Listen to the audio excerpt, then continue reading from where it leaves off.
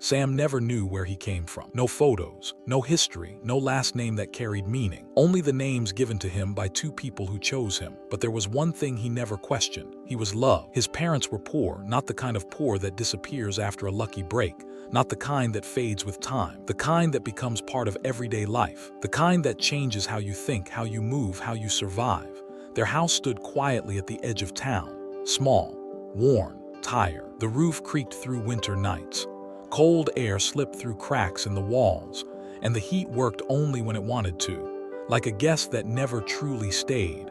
But inside that house, something rare existed. Peace, purpose, love. They couldn't give Sam the world, so they gave him something greater. They gave him truth. Sam never sat in crowded classrooms. There were no school bells, no uniforms, no shiny hallways filled with noise. His parents taught him at home, not because they wanted to isolate him, but because life had given them no other choice. And somehow, that became their greatest gift. Every morning, Sam sat across from his father at a small wooden table. The table was scratched, old, uneven, covered in years of struggle. But to Sam, that table became the beginning of everything. His father would look him in the eyes and say, "Today, you won't just learn facts, you'll learn how to think." And that's exactly what happened. Math wasn't numbers on a chalkboard. It was survival. It was learning how to stretch a dollar, how to choose needs over wants, how to survive another week. Reading came from old books with torn pages, books missing covers, books filled with notes from strangers long gone. Sometimes entire chapters were missing, but Sam learned something important. Even incomplete things can still hold wisdom. History wasn't memorizing dates, it was understanding choices. Why people rise, why people fall, why decisions shape destiny. But the lessons that changed him most didn't come from books, they came from his mother. Every day she shared something she called 360 words for living. Sometimes the lessons were short, sometimes longer, but every word carried weight. Every word planted something inside him.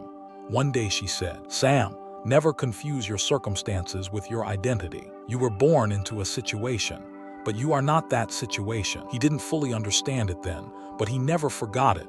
Another day. Respect isn't demanded, it's practiced, especially when nobody is watching. And another. Discipline is choosing what you want most over what you want now. These weren't just lessons, they were seeds. And slowly, quietly, those seeds grew into strength. Growing up wasn't easy. Sam wore the same clothes longer than everyone else. He missed school trips, skipped luxuries, watched other kids enjoy things he knew his family could never afford. He heard the whispers. He's different. He's behind. He doesn't have what we have. But Sam never truly felt behind. Because while others were distracted, he was growing. While others chased attention, he was building discipline. While others searched for approval, was learning understanding. At 16 years old, Sam got his first job. Not because he had to, because he wanted to test himself. He wanted to know if the lessons from that tiny house could survive in the real world. The work was exhausting, long hours, low pay, same routine every single day. But Sam never complained. He watched, he listened, he studied people. He noticed who stayed reliable under pressure, who gave up easily, who blamed life, and who kept going. That's when he learned. Effort compounds. Small actions repeated daily become powerful over time. One night after an exhausting shift, Sam sat alone. His body hurt. His mind was drained.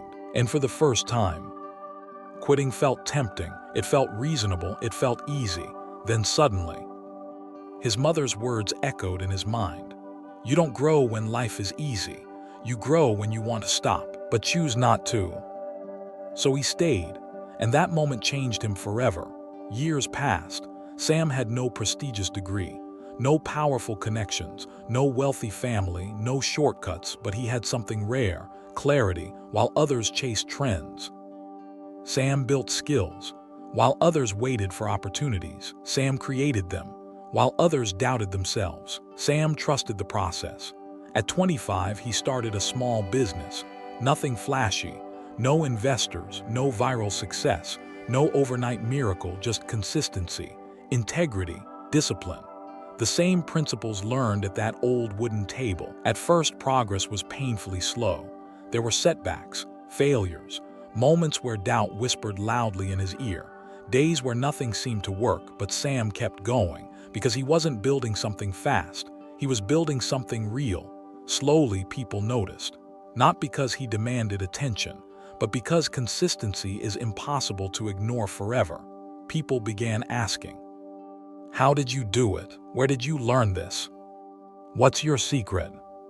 Sam would pause, not because he lacked an answer, but because the answer was beautifully simple.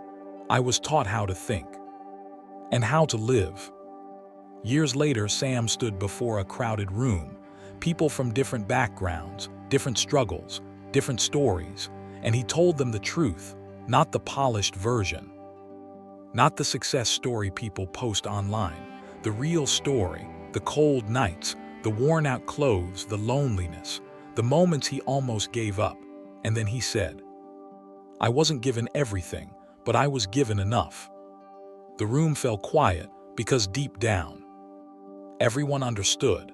He looked around the room and continued. Most people spend their lives waiting for perfect conditions, but perfect conditions never come. Growth doesn't come from comfort, it comes from clarity. Your past does not define you, your daily choices do. And the life you dream about, it's not built in one giant moment. It's built quietly, through small decisions repeated every single day. Then he smiled softly. "My parents couldn't leave me money, so they left me something better. Words to live by."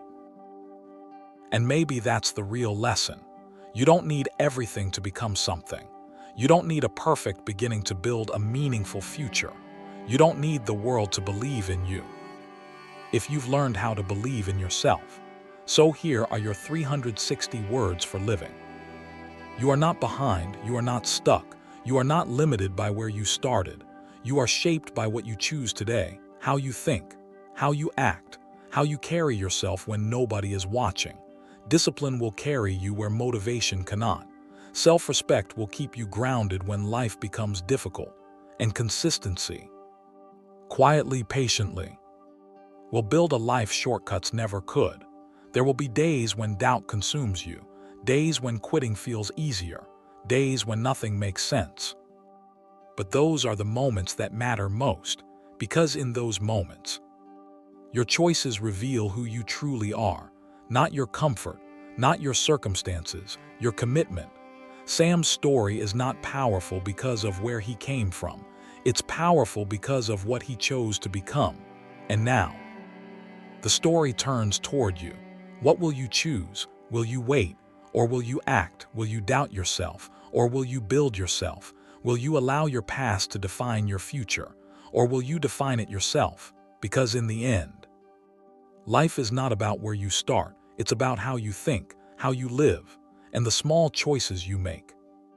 Every single day. Subscribe for more 360 words for living, because sometimes a few words can change everything.